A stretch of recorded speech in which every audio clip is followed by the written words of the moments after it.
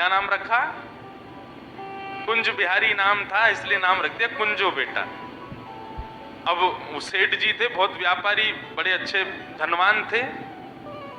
समाज के सब लोग उनके पास आया करते थे, सभा के बैठ के हालचाल सुनाया पूछा करते थे। एक बुजुर्ग ने उनसे कहा कि बोले सेठ जी, आपका इतना बड़ा व्यापार, इतनी जमीन जायदाद आपकी है, लेकिन आपके बाद कोई वारिस नहीं है आपका। बोले किसने कहा वारिस नहीं है? बोले कौन है वारिस? तो अपने मंदिर की ओर दिखाते बोले बैठो है मेरा वारिस, मेरा कुंजो बेटा। तो बड़े बुजुर्ग सब हंसने लग जाते, बोले कि आप भी ऐसे ही हो, बताओ किसकी बात में आगे, भगवान किसी के बेटा होते हैं? बोले भैया देखो, मेरे तो बेटा है, मैंने इन्हीं को पुत्र मान लिया, मेरी संपत्ति जायदाद सब इन्हीं की है। ऐसा बताते। आज भी हैं वो ठाकुर जी कुंज बिहारी प्रयागराज में, और वही सेठ जी की जमीन जायदाद सब उन्हीं की है।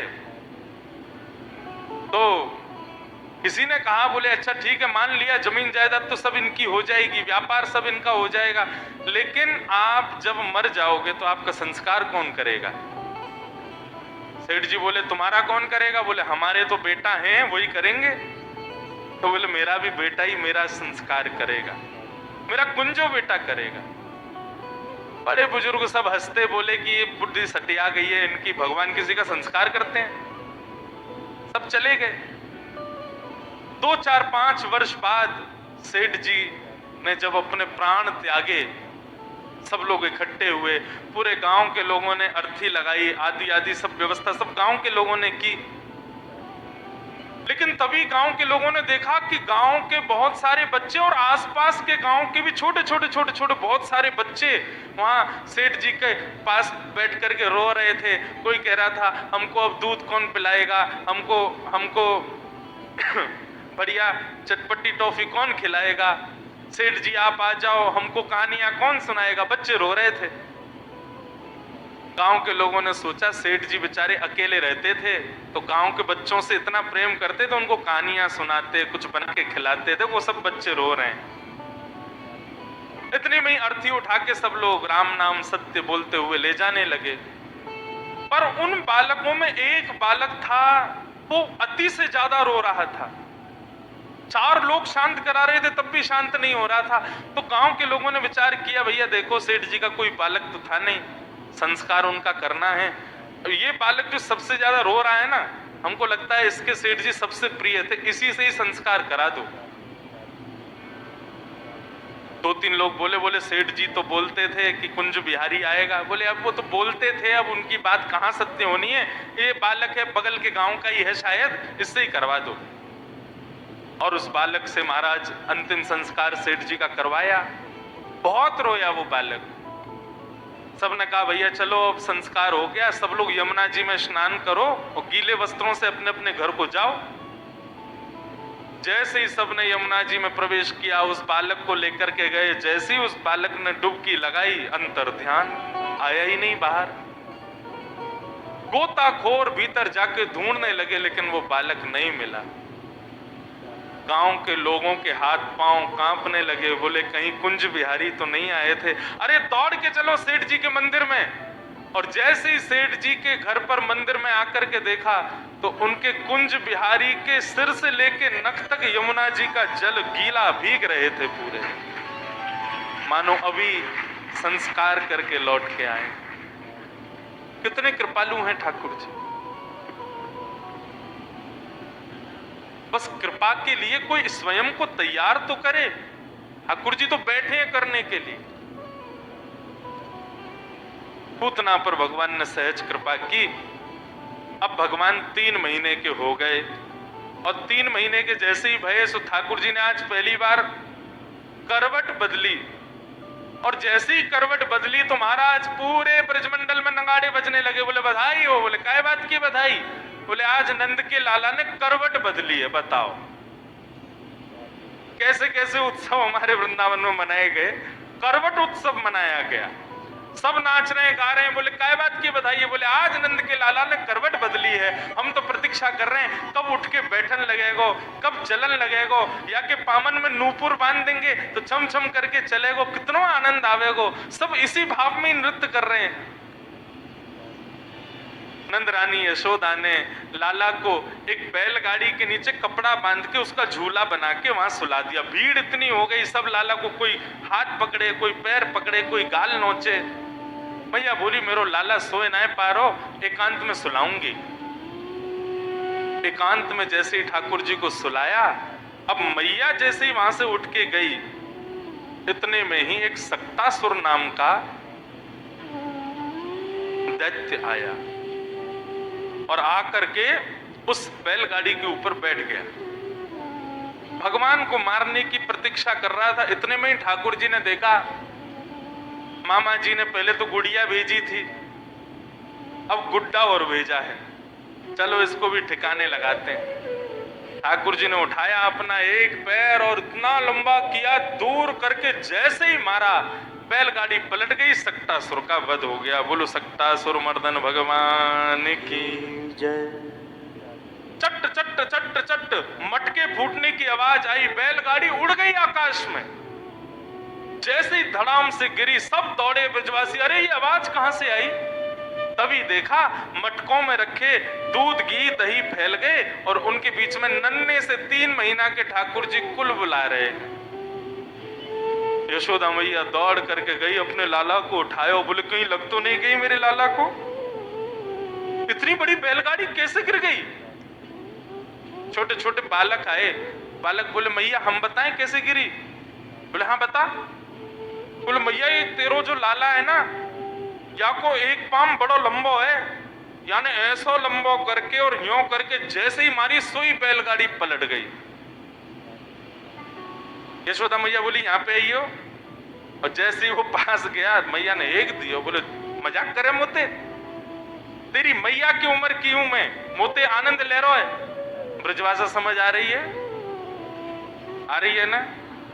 आज ब्रजभाषा ही चलन दो, कल तक आप भी बोलने लग जाओ। अरे बड़ी मीठी भाषा है आपकी सिंधी भी तो अच्छी है ना। अब आप लोग हमारे सामने भी बोलते तो हम सुनते हैं। वो बहन माइक पे क्या बोलती है मुझे कुछ पल्ले नहीं पड़ता, लेकिन आप हंसते तो मैं भी हंस जाता हूं। मैंने कोई हंसने की बात है, लेकिन हमारी ब्रजभाषा इतनी कठिन नहीं है, ये तो सरल है। शुक्राचार्य जी कहते हैं परीक्षित सावधान, बच्चे झूठ नहीं बोल रहे। अप्रेमयम बलम तस्य बालकस्य न ते विदु। वो बालक झूठ नहीं बोल रहे हैं, लेकिन मां का प्रेम ये स्वीकार नहीं कर रहा कि मेरा बेटा ऐसा कर सकता है। और मां का स्वभाव ऐसा ही होता है। बेटा कितना भी पूजनीय बन जाए, बेटा कितना भी योग्य बन जाए, बेटा कितना भी श्रेष्ठ बन जाए, मां को उसमें श्रेष्ठता का दर्शन नहीं होता। मां को तो तब भी वो अपना दूध पीता बालक ही लगता है। हमारी कथा दुनिया के लोग समझ जाते हैं, हमारी मैया को ना समझ में आवे।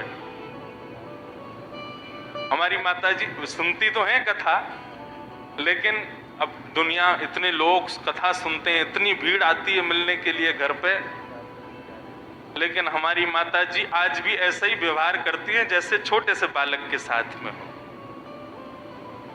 क्यों? यही तो मां का प्रेम है। और एक बात बताऊं, हमारे योगेश्वर कृष्ण वृंदावन से इतना प्रेम जो करते हैं, ब्रज से प्रेम जो करते हैं, वो केवल इसलिए क्योंकि ब्रजवासियों ने कभी उनको भगवान नहीं माना। अभी आगे कथा आएगी, गर्गाचार्य जी ने भगवान की कुंडली बना के कहा मैया आपका ये लाला नारायण है। तो यशोदा मैया ने ठाकुर जी का कान पकड़ लिया और जोर से मरोड़ के बोली, दोबारा बोलियो कौन है ये? बोले मैया भगवान है। बोले ऐसा भगवान होगा कहीं बाहर जाके, मेरो तो लाला है। और आइंदा कभी ऐसी बात कहियो मत कि ये भगवान है, जय जय है, नारायण है, ये सब, ये तो मेरो लाला है बस, और मेरो लाला ही रहेगो, ये कभी भगवान ना बनेगो। कभी कभी मन में भाव आता शायद ठाकुर जी को इसीलिए वृंदावन से प्रेम है क्योंकि हम ब्रजवासियों ने कभी उनको भगवान नहीं माना।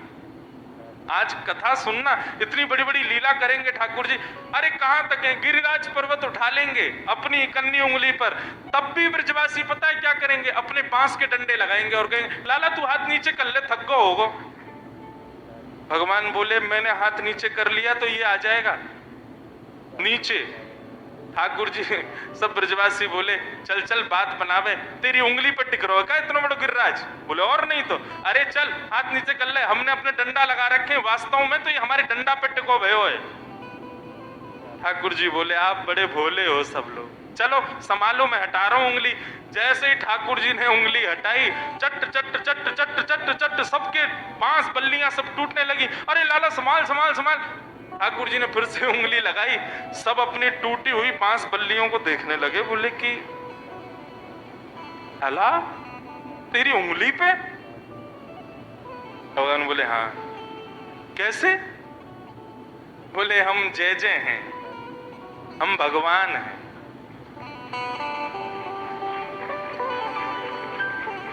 ब्रजवासी बोले दोबारा बोलियो कौन है तू? बोले मैं भगवान हूं। बोले ऐसा कौन सा काम कियो तैने जो तू भगवान है? बोले हमने पूतना मारी, अगासुर मारो, बकासुर मारो, धेनुकासुर मारो, अरिष्टासुर मारो और आज गिरिराज पर्वत उठा लियो। अरे वाह, मारी तेने पूतना कहा मारी? मरी मराई आई वो। और ये जितने राक्षसन को नाम ले रहा हो सब मरे मराए आए हमारे ब्रज में, मारी तेने पूतना। तब भी ब्रजवासियों ने विश्वास नहीं किया कि लाला ने अपनी इकन्नी उंगली पर। तब भी ब्रजवासी कह रहे कोई शक्ति होगी जो ये गिरिराज टिको है, नहीं तो ये लाला की उंगली पर नहीं है। और आगे कथा तो मैं तब सुनाऊंगा जब ठाकुर जी उठाएंगे। कछु माखन को बल बढ़ो, ठाकुर जी कहते हैं मैंने गिरिराज जी कैसे उठाए। कछु गोपन करी सहाय, श्री राधे जू की कृपा सो मैंने गिरिवर लियो उठा। कछु माखन को बल बढ़ो, कछु गोपन करी सहाय। गोपवाल बोले लाला माखन ते बल बढ़ो ये बात तो समझ में आ गई, लेकिन हमने तेरी कहा सहायता करी? ठाकुर जी बोले जब मैं गिरिराज पर्वत उठा रहे हो तो आप सब लोग टकटकी लगा के मेरी ओर देख रहे थे, तो आप सबकी जितनी शक्ति है वो सब मेरे अंदर आ गई और मैंने गिरिराज जी उठा लिए। ब्रजवासी बोले ये बात है, तभी तो हम कहें हमें कमजोरी क्यों आ गई है इतनी, हम आजकल घबराहट सी क्यों होती है कमजोरी? लाला तेने शक्ति चुरा ली हमारी। ठाकुर जी बोले हाँ आप लोगों की शक्ति से ही उठाया हो मैंने। अब सोचो इतने सरल, इतने सीधे, इतने सहज ब्रजवासी, उनसे ठाकुर जी